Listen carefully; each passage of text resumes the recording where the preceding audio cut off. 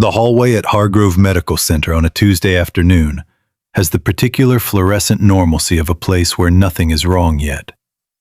And at the far end of it, standing completely still beside the water dispenser he never reached, is a man who has no business being here.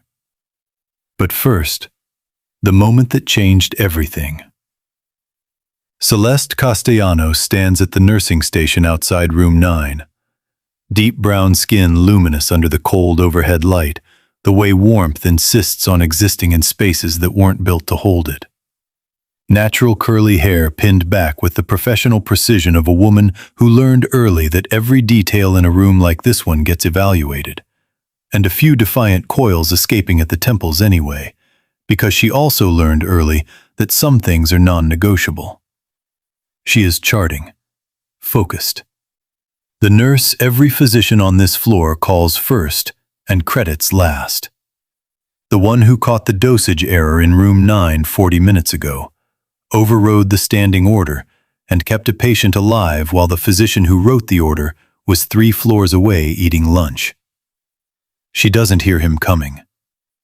Dr. Harlan Crowe, senior physician, department head, the hospital's most decorated name on its most prominent wall.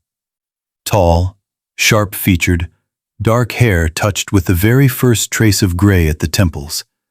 The kind of man who wears authority the way other men wear skin, without noticing it's there, without imagining it could ever be removed. He moves down the corridor the way certain men move through institutions they have occupied long enough to believe they built, without adjusting for anyone. The staff who see him coming make small, unconscious corrections to their trajectories, the way water moves around a rock. Not dramatically, just enough. He stops behind her. Something crosses his face. Not surprise, not anger yet. Something more deliberate than both. The specific expression of a man who has decided that a correction needs to be made and has appointed himself the only person qualified to make it. Then he does what men like him do in institutions that have never once told them not to. His hand snaps forward, grips the front of her scrubs at the collar. Not a tap, not a touch, a grip, and shoves her backward against the hallway wall with the casual, entitled force of someone who has never once calculated the cost of this kind of contact because the cost has never landed on him. His other hand goes to her badge holder. He takes her nursing license certificate, the one her mother framed before she reframed it for work. The one that represents 6 years of 12-hour shifts and clinical decisions made correctly under conditions that would have broken most people, and tears it in half. The sound is not loud. It doesn't need to be. Torn paper falls across the polished floor in pieces. The hallway has gone completely, absolutely still. 8 people are watching. Not one of them moves. Not one of them speaks. They watch with the careful, practiced neutrality of people who have seen the shape of this before and know precisely what it costs to get in front of it. Celeste does not collapse. She does not beg. She does not cry. She holds Dr. Harlan Crowe's eyes with a burning, controlled fury that has nowhere safe to go yet. And she makes the calculation, the one she has made before. What does fighting back cost me right now, in this hallway, with this man, in front of these witnesses? The answer arrives the way it always does. Too much. Not yet. He drops what remains of the certificate, tells her she is suspended pending review, and walks away without looking back. Like furniture he rearranged, like a receipt he discarded. The hallway breathes again, slowly, guiltily. And at the far end of the corridor, the man who was never supposed to be here is standing completely still. He is not staff. He is not a patient. He arrived at Hargrove Medical Center 3 hours ago under a different name, for a reason that has nothing to do with any of this. He was supposed to stay invisible. He has stayed invisible for 3 hours. Then he walked out of room 14 to get water. And he saw everything. His name is Kane Sion. In certain rooms in this city, that name is spoken the way weather forecasts are spoken. Not with drama, just with the clear-eyed acknowledgement that it has consequences and you prepare accordingly. He is late 40s, lean, dark-haired, dressed in civilian clothes that are wrong for this hallway in ways nobody has looked closely enough to register. The suggestion of tattoo ink at his forearms, a stillness that comes not from calm, but from the specific composure of a man who has spent 20 years making decisions in rooms where the wrong decision had permanent consequences. He is the only person in this hallway who is not performing helplessness. He is not shocked. He is not frozen. He is not reaching for a phone. His jaw is set with the quiet finality of a decision already made. His eyes are fixed on the far end of the corridor, where a woman is pressing one hand flat against the wall to stop it shaking, and refusing, visibly, precisely, with every line of her body, to be reduced by what just happened to her. He watches her refuse. Something moves in him that has not moved in a very long time. He doesn't step forward. Not yet. He turns, slowly, and walks back toward room 14. His hand is already reaching for his phone. Who is he? Why is a man whose name makes rooms go quiet checking himself into a hospital under an alias?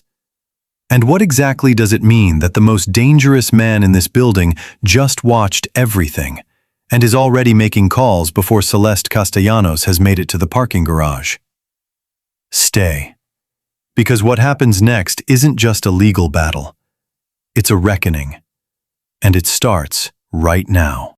The call lasted 9 minutes. He told her 3 things. First, the hospital had submitted 1 camera angle to the nursing board. Second, there were 3 cameras covering that section of hallway, a fact the hospital's security team had apparently decided was not relevant to the submission.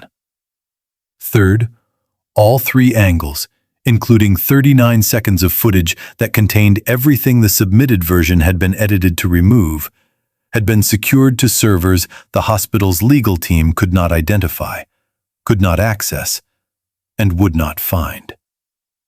He told her his name at the end, not the beginning. Like it was information she could have after she'd decided what to do with the rest of it. Kane Sion. If you need the footage, it moves when you need it to move. Then he ended the call. Celeste sat with her phone in her hand for a long time. Then she typed the name into her search engine. She had expected articles, a record, the traceable residue that powerful people leave when they move through public life. What she found instead was something she had no clean framework for. A name that existed in the spaces between things. Mentioned once in a federal court document that resolved without explanation.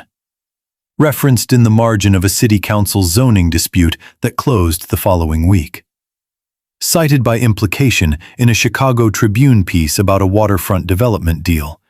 In a single sentence that named him and then immediately moved on. The way sentences move on from things the writer has decided not to stay near. Not silence exactly. The specific, practiced quiet that surrounds a name when the people who know it have agreed, without meeting to agree, not to say it in rooms that might be recorded. She sat very still with what that meant. Her hands were not entirely steady when she dialed the numbers Soo-Jin Park's office had listed on its website. It was 6:40 in the evening. She expected a machine. Soo-Jin Park answered on the second ring. They met the following morning in a glass-walled office in a building that announced its cost per square foot in the quality of its lobby silence. Soo-Jin Park was Korean-American, late 40s, with close-cropped dark hair and reading glasses she wore with the particular authority of someone who had learned that the frames you choose tell a room something before you open your mouth. Her handshake was brief and complete, the handshake of a woman who had won arguments people assumed were already settled and saw no reason to perform uncertainty she didn't feel. She listened to everything without writing anything down, which told Celeste she was memorizing it. When Celeste finished, Soo-Jin Park took her glasses off, cleaned them with the precise efficiency of someone who uses small actions to organize large thoughts, and set them back on her face. She looked at Celeste across the desk. "Tell me," she said, "about the 3 angles." The footage entered the nursing board proceedings at 9:14 on a Wednesday morning. Soo-Jin Park submitted it without preamble. 3 separate files, 3 camera angles, chain of custody documentation that she had constructed with the careful precision of someone who anticipated every challenge before it was made and answered it in advance. The hospital's legal representative requested an immediate recess. The board chair, a woman in her 60s who had clearly been waiting for a case that didn't require her to choose between her conscience and her comfort, denied it. 39 seconds played on the screen in the hearing room. Then they played again, because someone asked. By 11, the hospital's legal strategy, which had been built on the foundational assumption that the record would say what the hospital had told it to say, was coming apart at every seam with the specific, irreversible momentum of something that was always going to come apart once someone pulled the right thread. By noon, the footage was everywhere. By 3, Celeste's name was trending nationally, attached to 39 seconds that showed, with the cold clarity of 3 simultaneous angles, exactly what Dr. Harlan Crowe had decided to do in a hospital hallway on a Tuesday afternoon, while 8 colleagues watched and calculated the cost of getting involved. By 6, she was sitting at Maricela's kitchen table eating rice and beans, because Maricela had decided that the only appropriate response to a national news cycle was to feed someone properly, and Celeste had not had the energy to argue with this logic. And also, it was correct. 3 screens were on in the kitchen. The same 39 seconds played across all of them in slightly staggered intervals. News anchors on each channel with the precision of someone who had been a paralegal for 11 years and knew exactly how to frame an observation. That you calculate whether something is safe before you let yourself decide if you want it. Celeste picked up her fork. She didn't answer, which, for Maricela, was answer enough. She had developed a habit she didn't have a name for yet. Every evening after the day's calls and the nursing board correspondence, and the careful, draining work of holding herself composed through things that warranted falling apart, she drove to her building's parking garage, pulled into her space, and sat.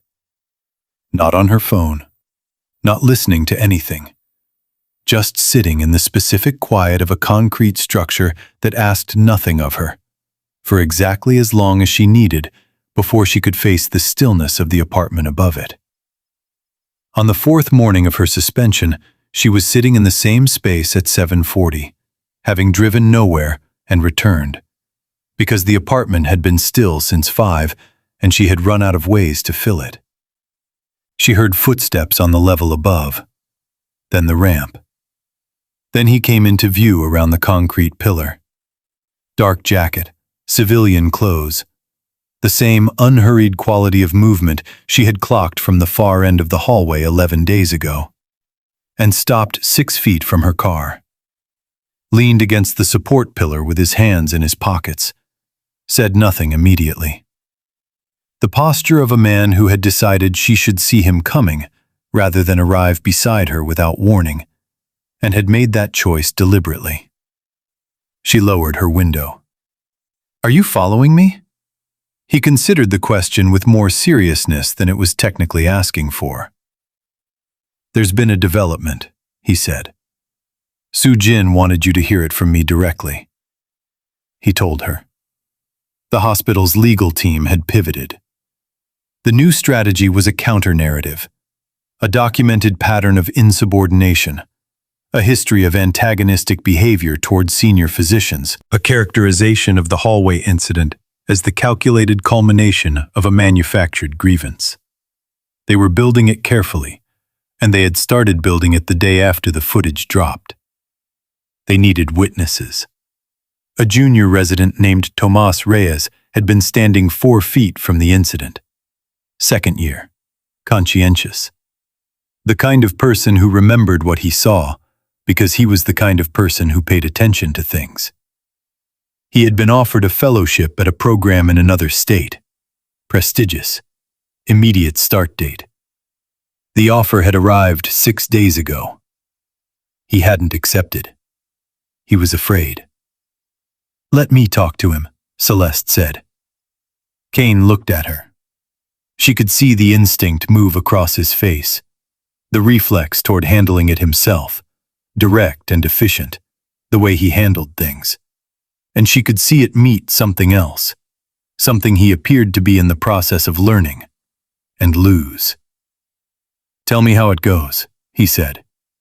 "Why?" His eyes held hers with an attention that had no performance in it. "Because if they approach him again after your visit, I want to know before he does." She held the look for a moment. Then she started her car. "I'll text you," she said. He pushed off the pillar and stepped back. She pulled out of the space.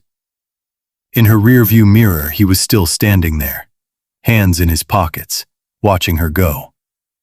The same stillness she had watched from the far end of a hallway, carrying an entirely different weight now that she knew what it meant.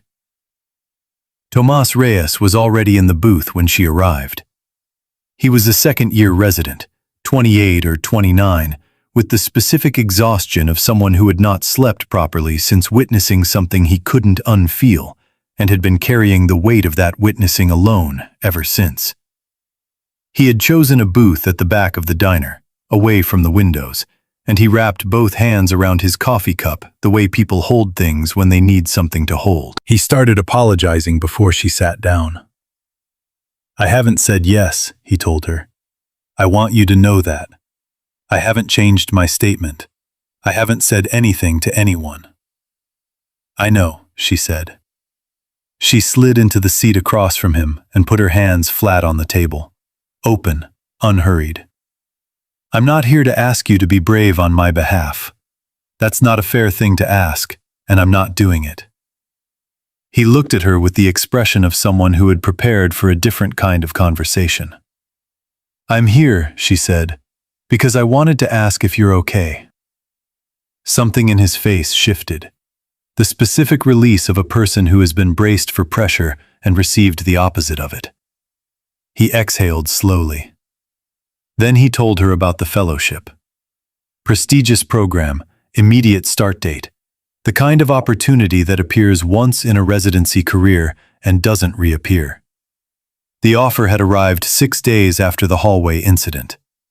He had told no one, not his program director, not his wife, not a single person, because he had understood immediately what it was and hadn't known what to do with that understanding. 3 days ago, his program director called him into her office. The fellowship position had been filled internally. The offer was withdrawn. She seemed confused about why he looked relieved. "You didn't imagine it," Celeste said. "No," he said. "I know I didn't." She stayed another 20 minutes. They talked about what he actually saw, what he remembered, what his statement already contained, and what it didn't need to contain because the footage had already said it. When she left, he looked like a man who had set something down that had been cutting into his hands. She sat in her car in the diner parking lot and texted 3 words to the number she no longer needed to look up. "He's still standing." The response came back in 30 seconds. Good. He was always going to. She stared at her phone and understood, all at once, the full architecture of it. Kane Cian had known about the fellowship offer. He had known about it, told her about Tomas, and let her choose to go. Let her walk into that diner and have that conversation and win it herself. While simultaneously, in the spaces she couldn't see, removing the threat before she arrived at it. He had not protected her instead of her. He had protected her alongside her, invisibly, leaving her every confrontation to win on her own terms, while he cleared the ground beneath her feet. It was the most sophisticated thing anyone had ever done for her. It terrified her in ways she could identify and name. It did something else entirely that she was not ready to name out loud. Not yet. Not in a diner parking lot at 11 in the morning, with her hands still flat on her steering wheel and 30 seconds of response time sitting on her phone screen like a question she hadn't finished answering. She put the car in drive. She drove home. She did not put the phone face down this time. She had laid out her suit for the hearing 3 hours ago. It was hanging on the back of her bedroom door. Charcoal gray, well-fitted. Bought specifically for tomorrow because she had wanted to walk into that room wearing something that felt like a decision rather than a concession. She had looked at it for a long time before going to sit at the window, where the city was doing its ordinary late-night things below her, unhurried and indifferent and oddly steadying. Her phone rang at 11:45. She answered on the first ring because she had been awake since 9:30, and the pretense of trying to sleep had quietly dissolved somewhere around 10. "You should sleep," he said. "You first." A brief pause. She heard the quality of wherever he was. Quiet. The low ambient register of a city at night through glass. Not so different from hers. Neither of them said anything for a moment. The line stayed open, and the silence on it was not the silence of two people with nothing to say. It was the other kind. The kind that accumulates over parking garages and diner parking lots and 39 seconds of footage and a text response that arrived in 30 seconds, and eventually becomes its own form of language. "Are you afraid?" he asked. The way he asked it was the thing. Not casually. Not as the kind of question people ask when they want to be told no. With the specific, unhurried attention of someone who had decided the answer mattered and had set aside whatever else he was carrying to hold it properly. She answered honestly because the question had earned it. "I'm afraid of winning," she said, "and watching everyone treat winning like it means it's over. Like one hearing repairs the hallway that made the hearing necessary. Like Tomas goes back to his residency and I go back to my floor, and everyone agrees that the system worked and moves forward." She paused. "That's what I'm afraid of. Not tomorrow. What people decide tomorrow means." The pause that followed was long enough to tell her he was sitting with it rather than preparing a response to it. "You are worth considerably more," he said quietly, "than what that hallway tried to make you." Something in those words moved through her differently than she expected. Not comfort exactly. Something more precise than comfort.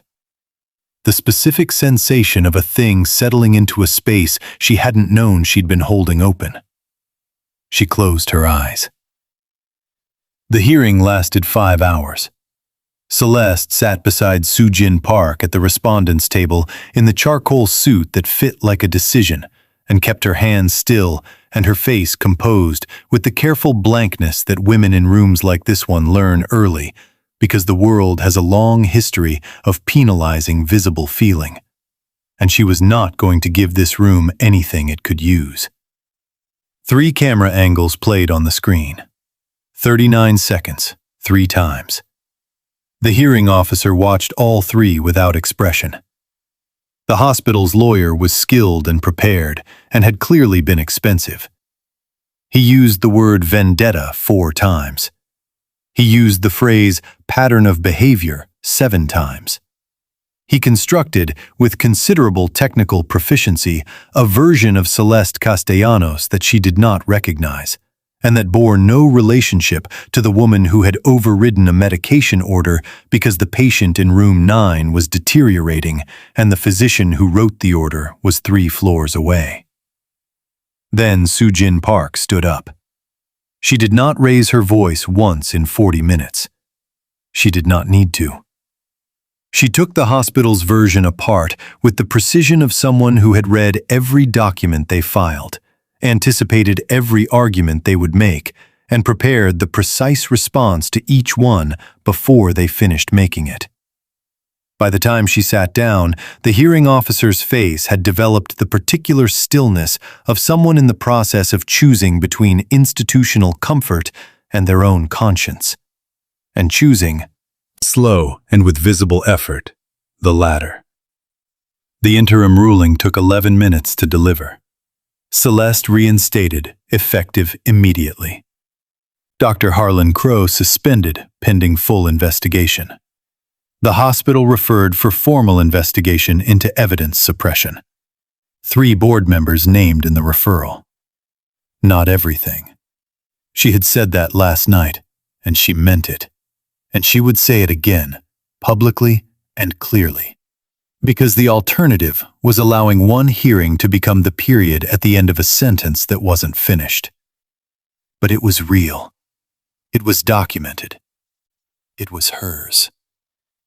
In the corridor outside the hearing room, while Soo-Jin Park spoke to the assembled press with the composed authority of someone who had been waiting for this particular podium, a location pin arrived from a number she knew. A cafe 2 blocks north. She gave every interview.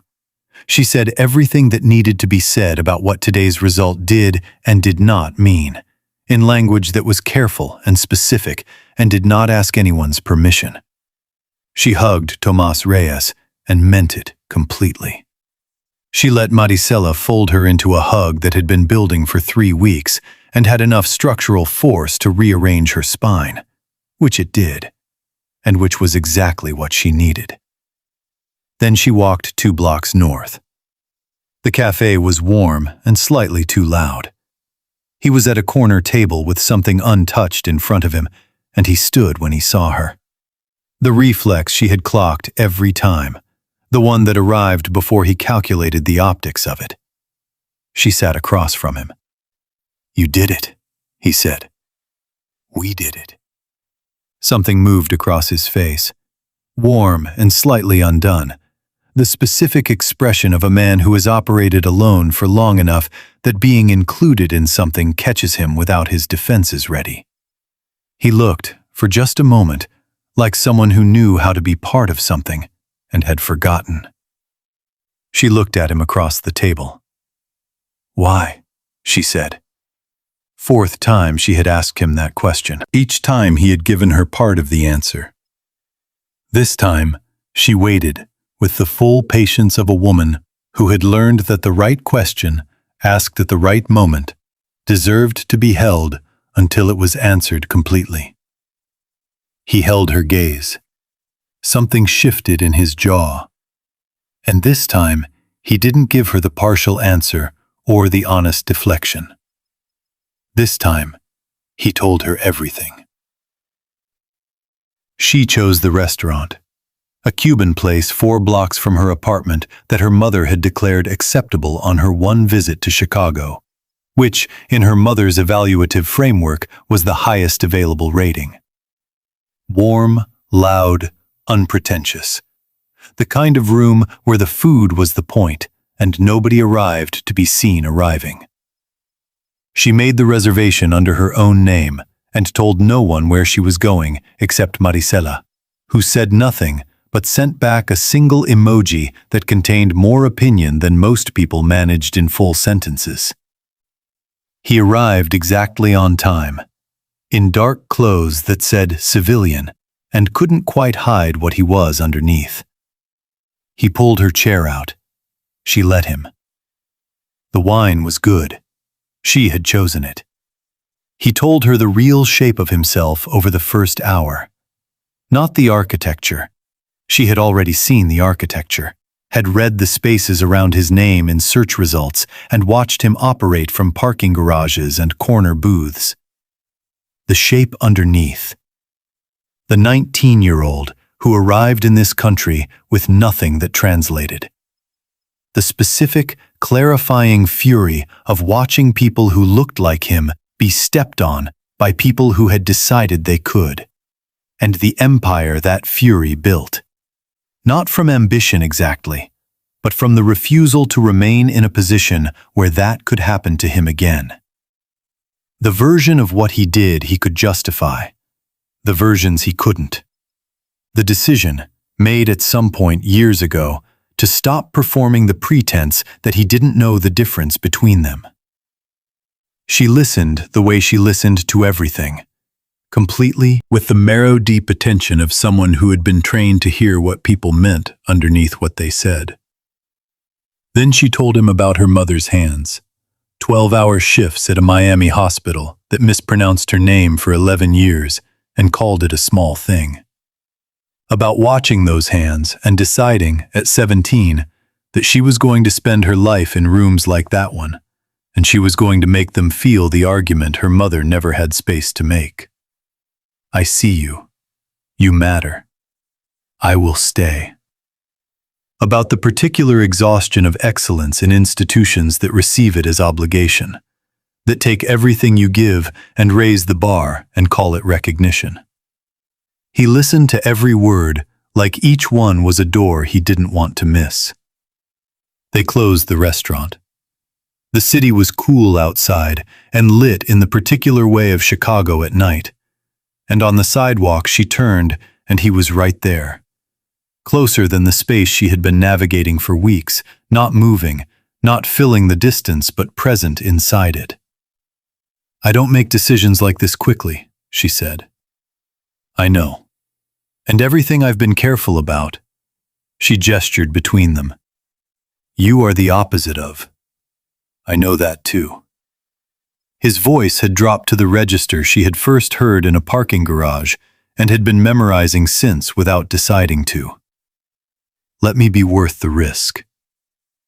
She looked at him for a long moment, at the sharp line of his jaw and the dark eyes that had watched her from the end of a hallway, and decided something before she knew he existed.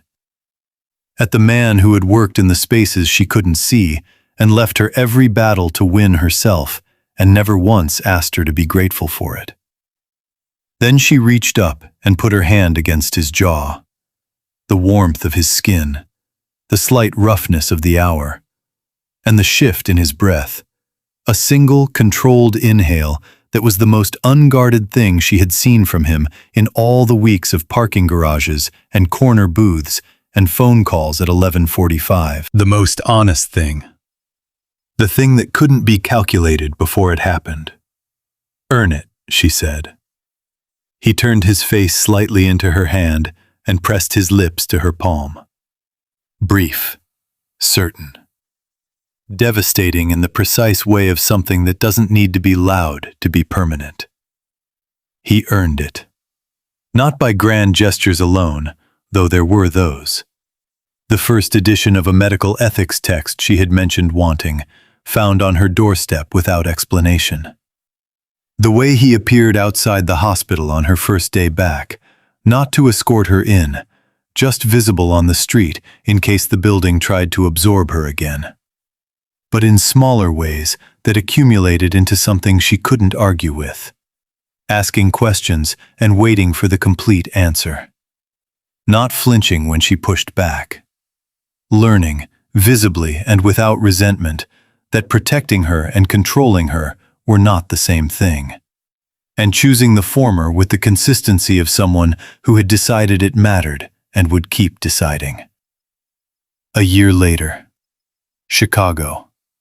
A room above the lake with the city spread below it, and their families arranged in chairs, and Maricela crying in the front row, while loudly and repeatedly denying that she was crying. Celeste signed her name beside his on a document that was simple and private and permanent and true. He found her at the window afterward. Always the window.